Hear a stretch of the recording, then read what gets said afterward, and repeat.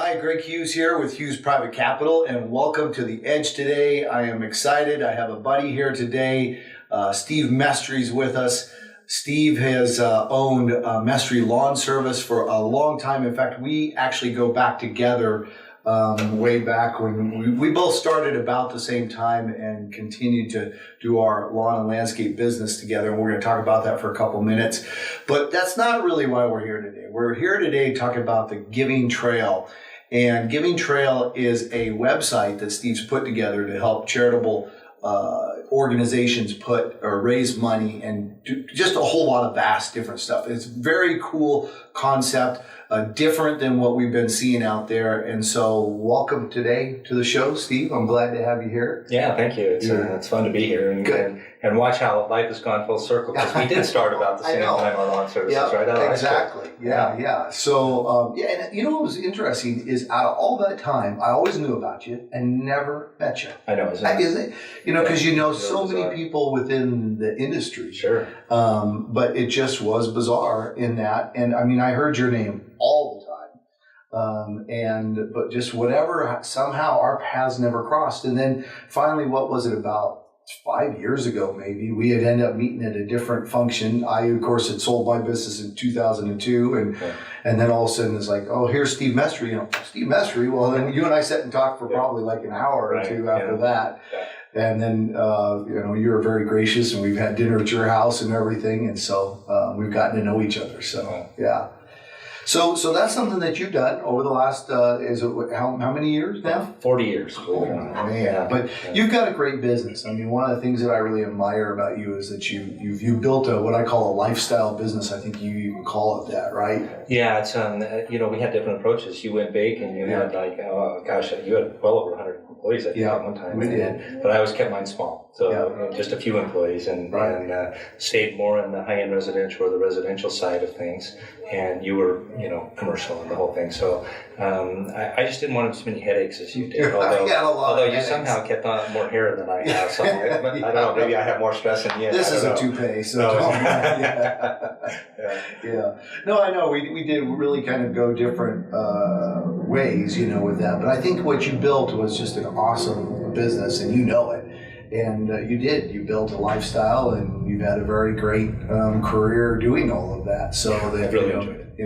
Some did have a lot more headaches. Chasing your own dreams. I just love to see people chase their dreams. And I just think that you get so much more out of life when it's your, it's your baby, right? Mm-hmm. And so I encourage people to really maybe think about taking that leap into self-employment, but do it wisely. Do your homework, do good business plans, really understand the market, and then understand what you're getting into, because I know you and I both, we only work half days, 12 hours a day. Mm-hmm. Right, yeah, that's about right, And so you have to be willing to put the work in if you want to be successful. I can remember very young age, because, of course I started the business when I was 15, but I would say this early 20s, driving home, and it was like 7, 8 o'clock, and I got married early too. I was 22 when I got married, and thinking, man, this is just normal. I mean, you just put in this time. This is not abnormal going home this late, because of all the work that you had to put into. But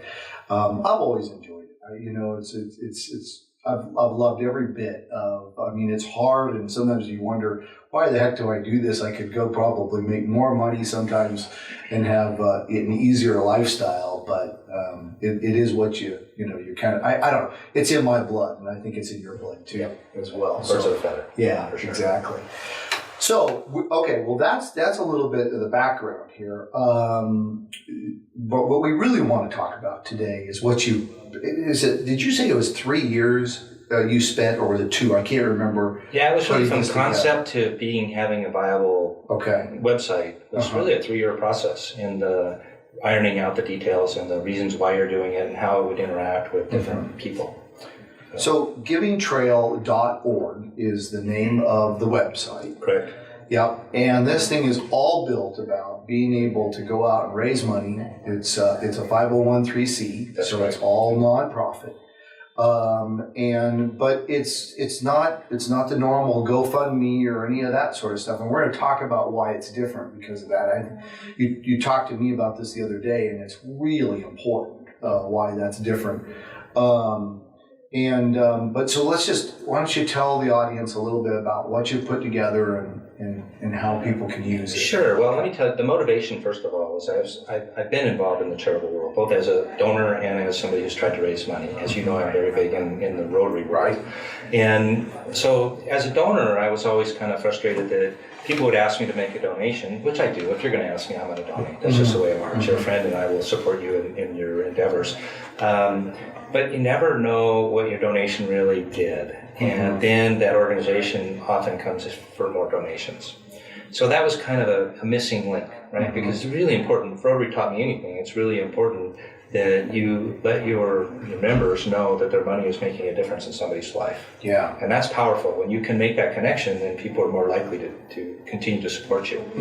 But just as importantly, when you're trying to raise money, I watched how many man hours and how much expense goes into these fundraisers. And I just thought, wow, there's got to be a better way. I mean, after you sit through these dinners, enough of them, hours, yeah, and money and everything else. Every hour that you're spending trying to raise money is an hour you're not doing your mission. Right. So the end game is you lower your productivity. Okay, so along comes this crowdfunding concept, and I thought, wow, that is how charitable organizations can really connect a donor's donation with a donor outcome, and really minimize the amount of time that they spend raising money, and they're raising money directly for their mission. So the goal here was to use crowdfunding really to help organize the charitable world. And so we created a 501c3 with the intent to create this website to help charities raise money. Now the idea is that a charity will come in and post a project relevant to their mission. So let's say, for example, my Rotary Club wants to put food in books and backpacks for hungry kids during the holidays. That's a great little project. Okay. So with that, you can post a picture, a video, and then a written description for the donors, and then a detailed budget, a line item detailed budget. So now, really, that organization has basically done a mini business plan on a per project basis. Right. You and I know how important good planning is. Right. Okay. Right. So we're kind of helping them through that, so they all know what direction they're all supposed to be going. Now, once they post that project, the way the website works is you get it funded, and then when you get it funded, you execute, you do the project. Well, the website requires you to come back and post an update. Great. Okay. Yeah, that's so important. Well, but once you do it, the website will automatically email all of your donors and let them know, okay, Greg, this is what I asked you to donate to this, and then later on, you get to see that your money really did make a difference in somebody's life. Yeah. Now that we've done that, what we did in the website is we programmed it such that the next time the organization posts a project, it's going to email all the donors from the previous campaigns. So every project is going to grow a donor base. Okay. And if you are a member of a service club or you're a member on a board or something like that, when you leave that board, you're actually going to leave a legacy of donors behind for them. So it's creating this broad-based community support. That's really what it's doing. And this isn't meant for the big, $10,000, $20,000 donors. This is meant for the $50, $100, $200 donor. I think the biggest donation we've had through the website has been $4,000 or $5,000, which is a pretty big donation. Right. But it even gets down to the smallest of small too. I mean, I know you started kind of when the numbers are at $50, but I mean, it can be $10, right? I mean, that's a lot of what the power of this is $5, $1. And if you don't have a lot of money, that's meaningful to you. Right, it is absolutely. And it's meaningful because if enough people do it, it also helps to build. Oh, absolutely. And it may start out with a low denomination, and people really start to build confidence with your mission, and really like to see the result of what you're doing. Then they start upping their game as well. So it's also something that's a benefit to the organizations. Right. But when we do these traditional fundraisers, Greg, you just don't. There's so many man hours, and usually you're going to spend 30 to 50% of what comes in on the event itself. So that's just such a decrease in efficiency of your output, and there's risks that we don't even think about, right? Such as if you do, let's say you have food, what happens if people get sick? What happens if there's alcohol, if people get drunk and get hurt or hurt somebody else? We don't even think about those aspects of it, but you and I dealing with risk management, we are thinking a little deeper about the what ifs that could be really devastating to our businesses. Well, there are what ifs that could be devastating to these organizations as well, and that's completely eliminated by using crowdfunding. Well, and another piece of all of that is doing an event like that. Most of those organizations are not very good at it because that's not what they do. That's not what their mission is. That's not where their expertise or skills lie. Right. And so and you only do it maybe once, maybe you do it twice a year, so you don't ever really get that good at it, right? I mean, and we know that there's some organizations such as the Boys and Girls Club that are fantastic at it. But sure. I mean, they've spent years and years and years and years to get to where they've refined what they've done. But, other than that, I mean, just, we put on a golf tournament this year. And I mean, it just about killed all of us before we were done. Sure. I mean, Stacy said, this is affecting my life. Because it was like, there was so much to do. We'll be better at it next year when we maybe do that. But that it's going to take, time. Greg, that burns out your membership too, and it causes people to leave. Mm-hmm. Yes. Because they're particularly like with service clubs, people are joining because they want to be doing service. They don't want to be spending all their life looking for silent auction items. Exactly. And the other thing, if you don't really necessarily think about it, is like you said, do a golf tournament. Well, I don't play golf. I mow lawns for a living. If I'm on somebody else's grass, I need to be making money. Right? So it's not allowed for me to play golf. Yeah, it smells good when the grass is cut. Yeah, it does. Yeah. I love that. Yeah, but when you do that, so somebody has to play golf to participate. Right. They have to be here on that day. Right. And then there's a certain fee that you're charging, whatever it is. Maybe it's $75 to come play, right? Yeah. Well, you're limited to that. Where with crowdfunding, if somebody likes what you're doing, they might want to donate more than $75. There's no limit. And they can donate 24/7, and there's no age restrictions or... They didn't have to spend 6 hours on the golf course. Right? I mean, they might enjoy that, but I mean, I can tell you there's many, actually most, I would probably not play in 90% of the golf tournaments just for that fact. I mean, I would rather just give my money if I'm going to give it to the cause than go out and spend 6 hours on the golf course playing in a scramble that, unless I'm with really good buddies or something, that's a long time to just be hanging out there, Yeah, so there's a very... big time element there too, even on the giver's side. Right. Yeah. So there's really, really big advantages to using crowdfunding. And we've just touched on a few of them. But I do believe it's a tool not to replace all of these events, but I think it's a supplemental tool for many organizations where they can start to grow a broad base group of donors and really focus on what they're doing and message to the community that they're out there. And that's important really for two reasons. One is you want donors, but also there are people out there that maybe don't know that you exist as an organization that provide a certain service. And this is a way to really get that word out there. Yeah. So one other thing we haven't talked about, and I'm a little torn on this, is that, our kids have gone out and during certain times in school raised money, right? So I remember my kids selling Christmas wrapping paper, right? And as an example, and so, whatever it was, you bought a $10 roll, but $5, as you had said earlier, goes to the product, whoever provides the product, or whatever that number is, maybe even 7 out of $10. Yeah, when you have cost of goods, it can go up. Yeah. And that always bothered me because, maybe I don't need any Christmas wrapping paper, right? Or I don't need the candy bars. Or just this last weekend, we went to Walmart, and as we're walking in, there's a Boy Scout there selling, I think it was popcorn or something like that, right? We did that. Yeah. We bought an awful lot of popcorn and gave it away, actually. So, exactly. You do that, right? Yeah. You end up with all of it in your house and then give it away. So, but why I say I'm torn on that, the other part of that, so that part, I hated that all that money went to whoever. I mean, I loved it that there was a business selling the wrapping paper to the kids, so, I mean, I don't have any problem with that, but all the money wasn't going to what they were trying to do. Why I say I'm torn is I also like the part that it drives, we're talking about kids in this instance, to teach them how to do some of this. I mean, here you got a Boy Scout this tall. Mom was there too, of course, standing in front of Walmart, and man, he's making his pitch every time somebody walks through. Sure, learning to be a salesman. Yeah, so there's a good part of that too, So yeah, I mean, this doesn't solve everything, but it becomes like you said, maybe it's in addition to a supplement. Yeah, it's about efficiency. It's about more. Absolutely. You look at that old model. Okay, so your school needs to raise money for computers. Okay, so historically, maybe mom would do a bake sale. So she's got to go to the store, buy cookies, bake the cookies, package them, send them to school. The kid forgets to get them. She got to come home in a race, get them, run them up the school, Right. So, and she's going to spend whatever, $30 in cost of materials, and the school's going to make $75. Right. With this model, the school would post the project. We need to raise money for computers. Okay. So now what mom can do is she can just make a donation. She can email grandma and grandpa on both sides. Maybe some friends that she knows go to that school that aren't aware of it. People maybe that will be going to that school next year their kids will benefit from the computers. Right.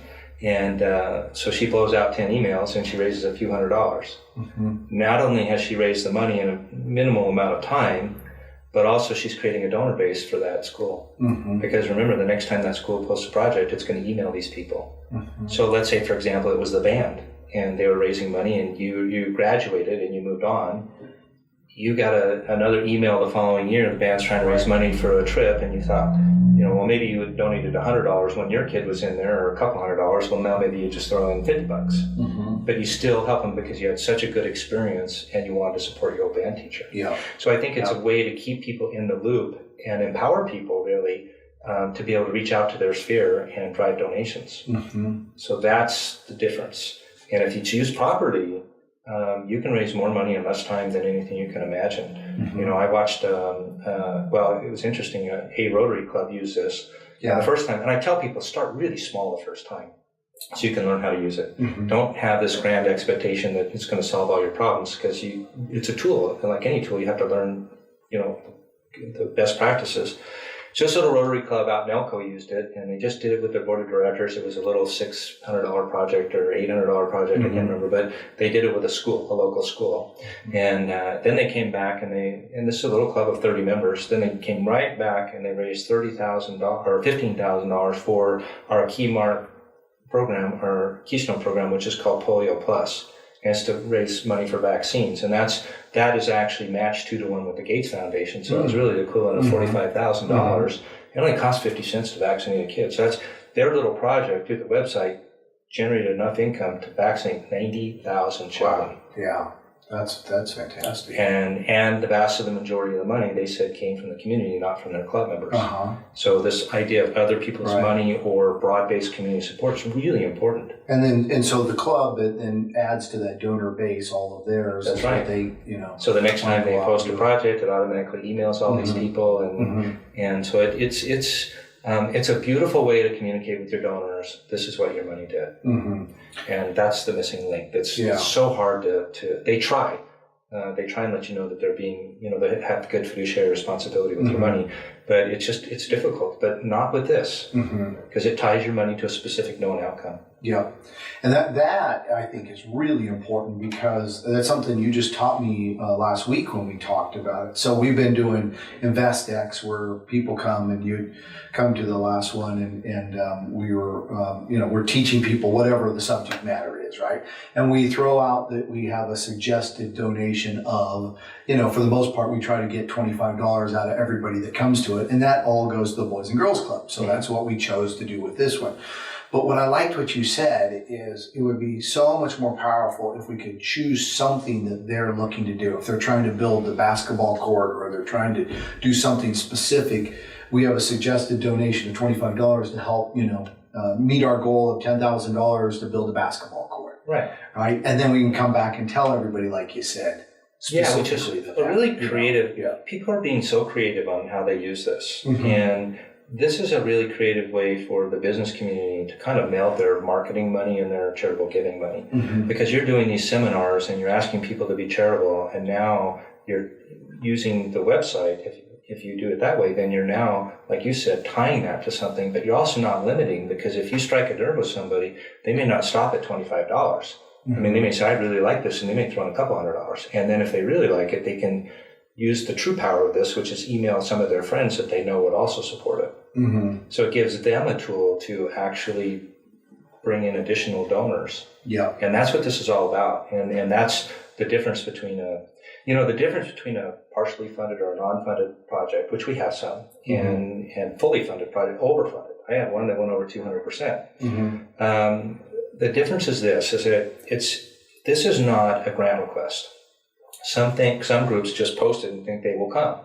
But you have, as you know, like you can't start a business and expect everybody to show up. Yeah. You got to market. You got to let them know.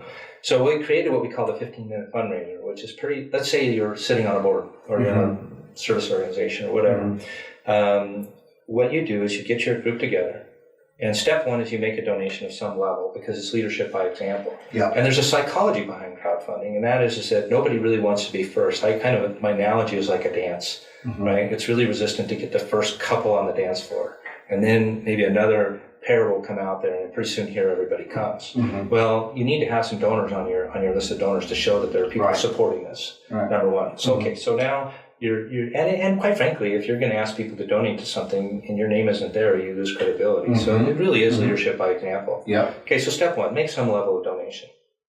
Step two is share it on social media. And what that does is it gets the word out. Now, this is what I learned about social media is it really doesn't drive donations, but it gets the word out, which is really important. Okay, you will get some, but not a lot, unless you're really good and push it hard. Then the final step, which is the most important step, is to send an email to your sphere to say, look, I'm on this board, or I'm in this service club, or my school is trying to raise money for, and then you put the link where people can come and get the detailed information and make their donation. That is how you drive donations, because now you're leveraging your sphere. Yes. And people will make a donation based on, it could be quid pro quo, right? It could be you asked me last time, so it's my turn. We could have a business relationship, so if it's important to me, it becomes important to you. Or it could be that it's just something that I know you really believe in, right? Let's say we're both hikers and somebody's trying to build a trail. They need to raise money. And by the way, this will facilitate volunteers as well. So it'll allow you to put the contact information if you want volunteers for your project. And that is how you get your funding. And that is the critical step of the difference between success and not having success, is if people are willing to send out an email. And I've promoted lots of campaigns. I have never had one person ever be angry at me for saying, hey, let's all get together and make our community a little better. Right. You know, so because sometimes people are really shy about, I don't want to ask bug anybody. I don't want to. That sort but you know, like I had one member. It's a organization up at Lake Tahoe, and they have a fishing pond up there for kids, and they're raising money to pay for the fish to stock it. And one person sent me an email. Actually, it was a Rotary Club, and he sent an email, and he said he gave me the response, and the guy says, I used to fish in that pond when I was a kid, and absolutely, and I was actually excited, and then also wanted to find out more about the Rotary Club and for maybe joining the club as well. So it became a recruitment tool.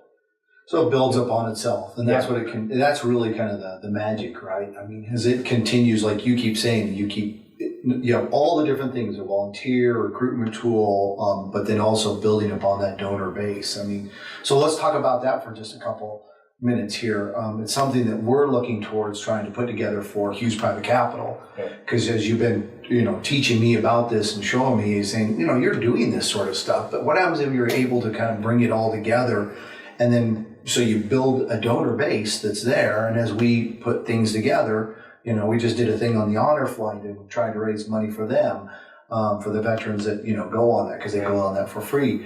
So how would we go about, doing that? We would do that under our umbrella of Hughes Private Capital and do the different now this is a really good money raising deals there. Really good question and very important to understand. So this is a 501c3, so it can only be used for charitable purposes.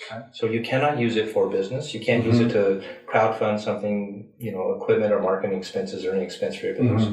It can be used for individuals. My house burned down and I want to raise money. That's a different, go use a different crowdfunding website for that. And it can't be used for political causes. Now, there are some political organizations that are 501c3s, but that's our rules. I don't want to be involved in politics. I want it to be good choice. There's a lot of money in that, but I know, but that's not the purpose why we put this together. So you're a business, okay? So if you think about this, the donation is actually going to Giving Trail, and when a donor makes a donation, Giving Trail is going to give that donor a certificate of their donation with all the pertinent information for their taxes.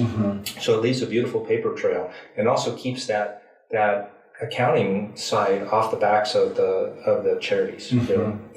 But you're a business and you want to make a difference. So you are actually a legitimate user to use the website. Now, the website, again, is used by permission only. You have to apply. Mm-hmm. But if I understand what you're doing and I understand that this money is going to a charity for a specific charitable purpose, then it is a legitimate use of the website.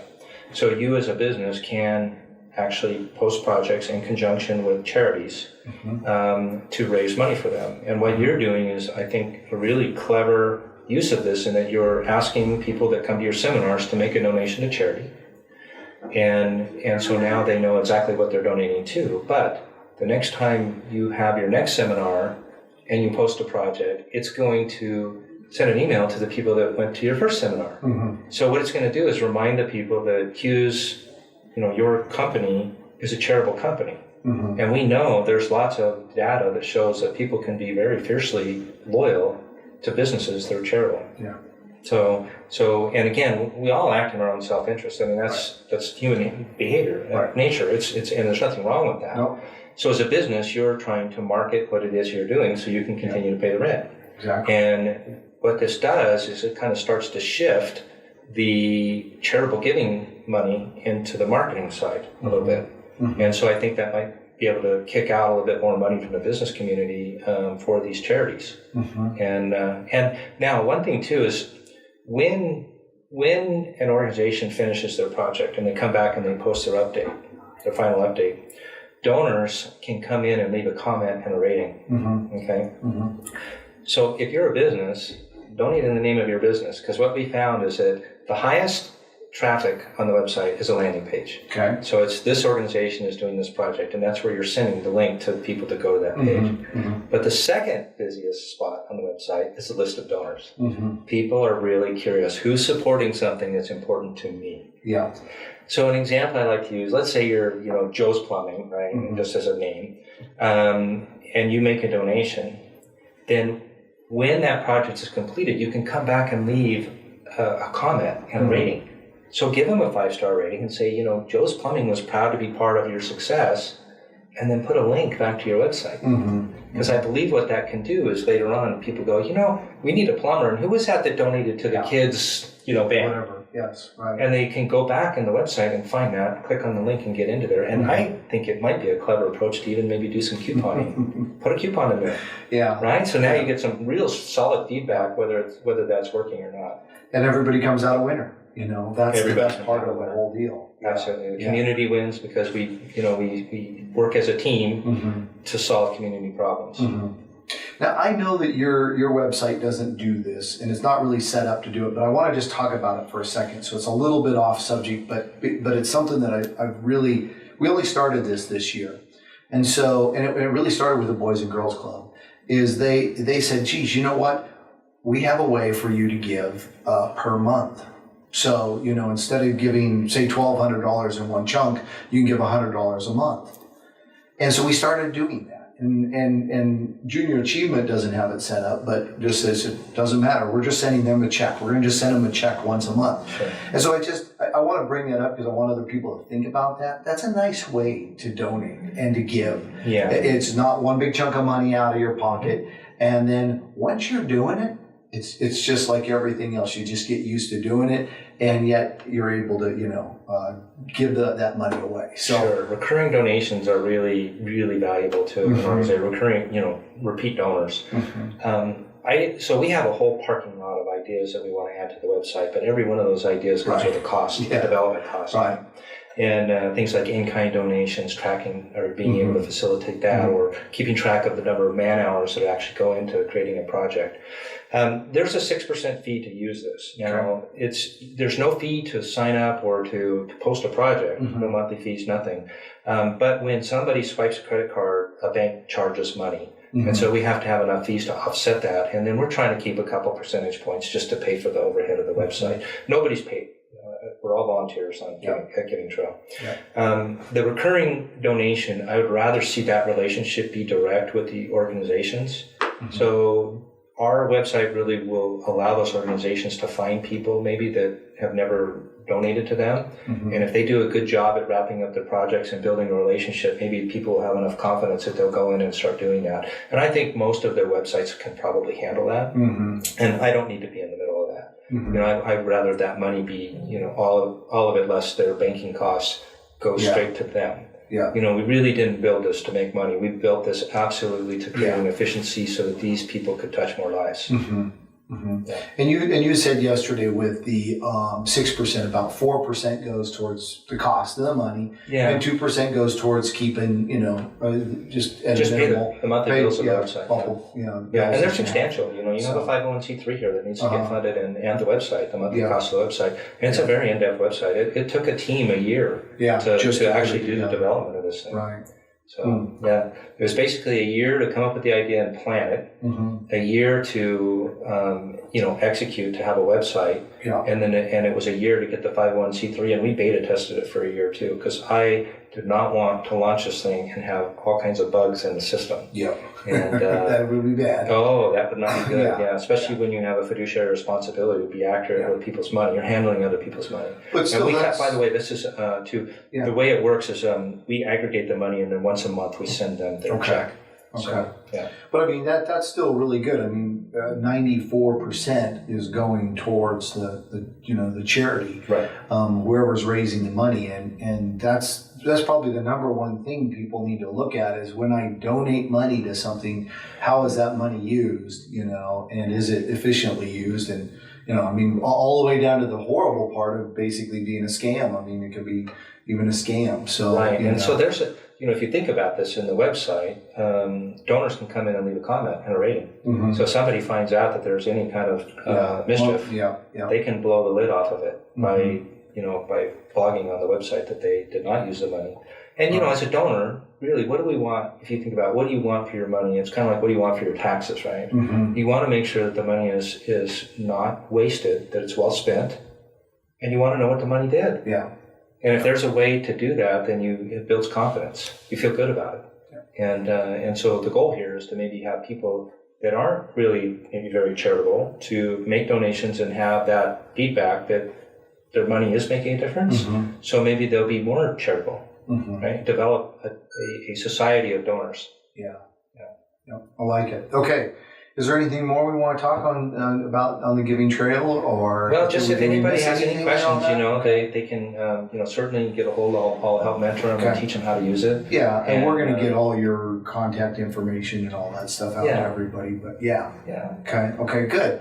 Well, let's talk a little bit of investing. Okay, so like we said, you recently become an investor with us. We've known each other now we've known of each other forever. Really got to meet each other about 5 years ago, and then in the last year or so, or a little bit more, maybe gotten to know each other a lot better. And now you've recently become an investor, and I'm glad to have you as part of the family of investors here. You're in Guardian. Let's just talk about investing. I know that the people that are listening to this, they like to hear what other people do. Nobody expects the people in here to be the perfect expert on everything, but everybody's kind of in the same boat, right? I take issue with that. I'm an expert stock investor. You are? Absolutely. This is something I didn't know about you. Absolutely. I can help people make money in the stock market for sure. Okay. And the rule is if I'm buying, you're selling, and if I'm selling, you're buying, and you'll make money. I see. Okay, that's a pretty good way to do it. I like that. So you give me stock tips, and I'll know what to sell at that point. Exactly. So that's not easy, is it? Well, no, it's not. And I think the key to investing is diversity, honestly, and making sure that all your eggs aren't in one basket. A certain percentage of your portfolio is going to be, should be pretty conservative, and some of it is going to be a little more risk. But people have different aversions to risk. But generally, if you're looking for higher returns, you're going to have to accept higher risk. That's the way it works. Maybe. Well, generally, you and I will have and I'm going to get to that. I'm going to get to that because, and I'm going to tell you why I invested in your organization. I have land, I have real estate, I have some money in the stock market, and I recently invested in your program. And what I really like about your program is that you found a niche. that's too small for the big players to really want to look at. It's a really necessary niche in which you are allowing people a pathway to home ownership, which is, the American dream. And you've done it in such a way that it's a very fair way. They pay a little bit of a premium, but they're higher risk type people. But you secure it with real property, and so you're kind of securing your position, and you're protecting your investors by doing that. So what you've created is a real win-win, in my opinion, where you're really helping the economy, you're helping people, and I believe in what you're doing. I think it's a very clever and smart thing that you've created, and so that's why I invested in it, and I'll probably continue to put more money in it as time goes on. You get reasonable returns. And, as an investor, I'm looking for risk. How much risk do I have? Right. What are my returns? Yep. And liquidity, quite frankly. Things come up in life. You might have big bills that come out of left field, and all of a sudden, money that you had invested, you need to pull out of investments. And if it's not a liquid investment and you have to sell it immediately, you'll take a bath on it. Right. So you kind of eliminate that a little bit too for your investors. And obviously, you don't want to have a rush because it creates a cash flow problem for you. But generally, you can accommodate people if they need to, if they have cash requirements. Yeah. And so you've really thought it out quite well, and I applaud you for that. I think it's going to be very successful. You've actually been listening to everything I've been saying. I listen very carefully. When I start, great job. When I write checks, I listen. Yeah, absolutely. No doubt. Yeah. You've been really studying it. Yeah. Well, good. So, and then you had, I don't know if you want to talk about it or not, but I think it's an interesting story. You've gone out and found some land here in Reno that you think is going to get in the, development's going to get in the way of the development. Let's say it that way. Development will move there and could be a big win for you at some point. Well, hopefully, you have we have a retirement place, and right. I went out and bought a bunch of land and did that. But you did it very smart. 15 years ago. You bought it, a really good buy. Yeah. Well, I bought it at a time where it was before the big land rush, the previous big land rush, and we bought the land, and I did go into contract actually with a very legitimate developer that was in the process of creating a master plan community on this property, and we went out and got the neighbors to get a really large tract of land, and then of course the economy fell out, and that was the end of that. Yeah. But it's back really strong, and I think there's obviously there's a huge demand for housing, and we burned up most of the lots that were left over from the last go round, and so they're looking for land, and so I think eventually that will play out, which will allow me to be more charitable. Really, I look forward to that. So that's one of the the benefits of it when you do have a hit is the willingness to share it and improve your community. Greg, the bottom line to all this is our community is what we make it. That's the bottom line. It's true. And if you want to have a community that takes care of their people, then you have to be willing to take care of people. Yeah. And we all have to have that collectively. You look at societies like Japan, and they're very considerate to each other, and they work very well as a society. And I think that if we can emulate some of those in our own society, we'll eliminate a lot of human suffering and, quite frankly, improve the quality of life for everybody. But, and I do not know the stats at all, but I have heard, and I think America, the United States is the most charitable country there is out there. So we're very charitable because we have wealth. Right, we do, and we have wealth, and so we can give that away. And it's. I know you and I believe the same thing in this, that it does come from you and I and the rest of the community. It doesn't come from the government, and unfortunately, we keep moving more and more towards the government of trying to solve the problems. But really, we're the ones that can do this, and everybody else is listening.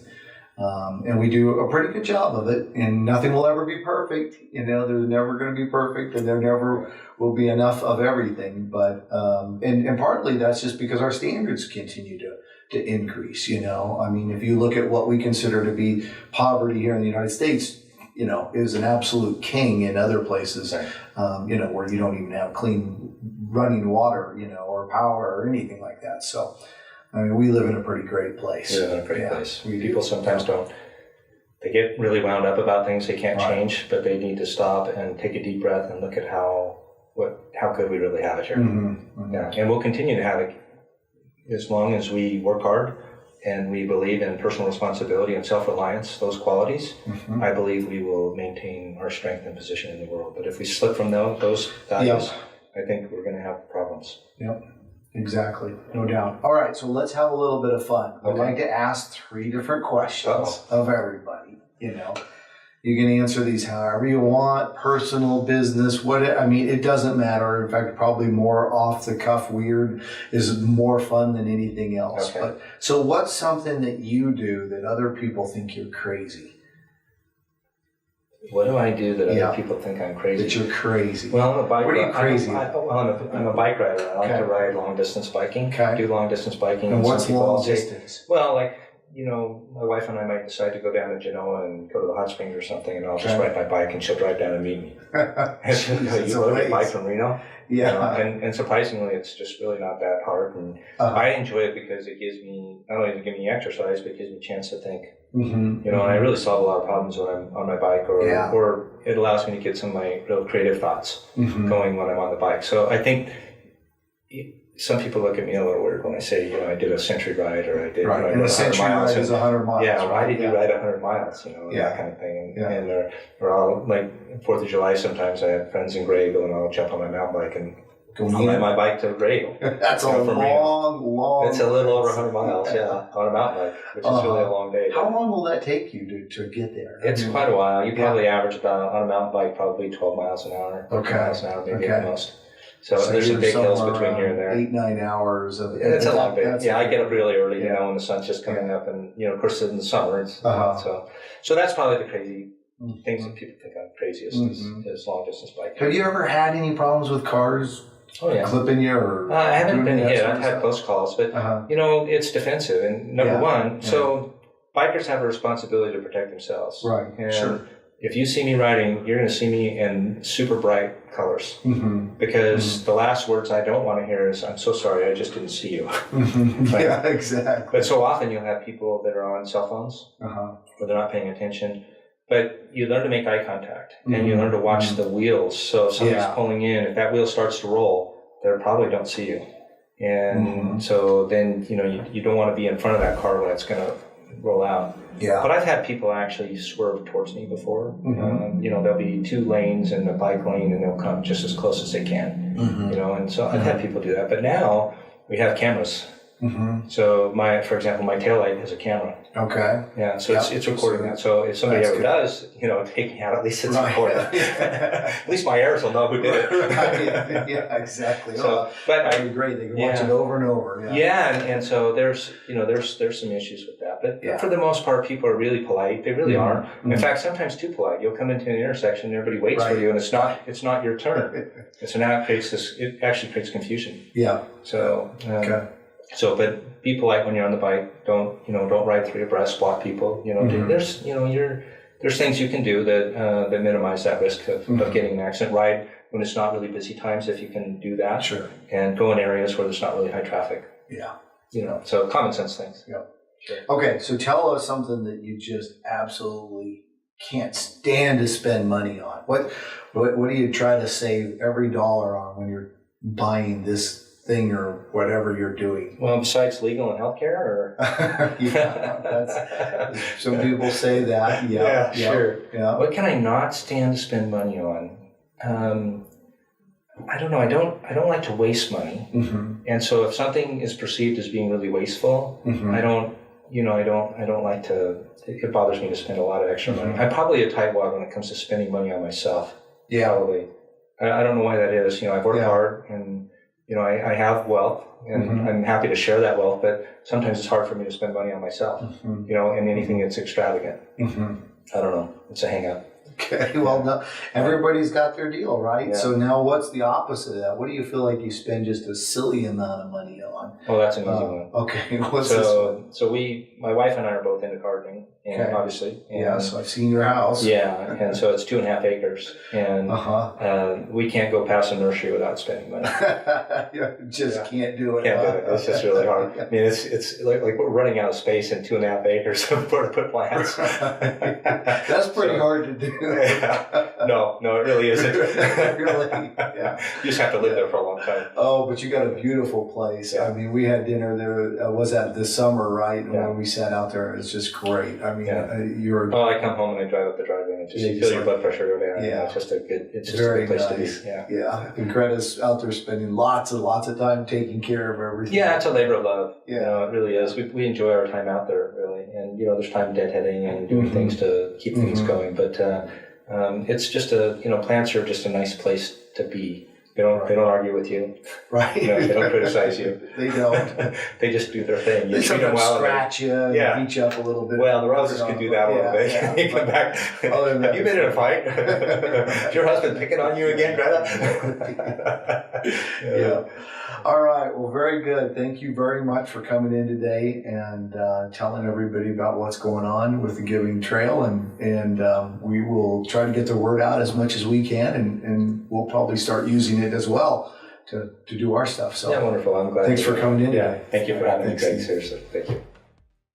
For more information on today's guest, access to the show notes, and any links we've discussed in this episode, or for more information on Hughes Private Capital, please visit www.hughescapital.com/edge.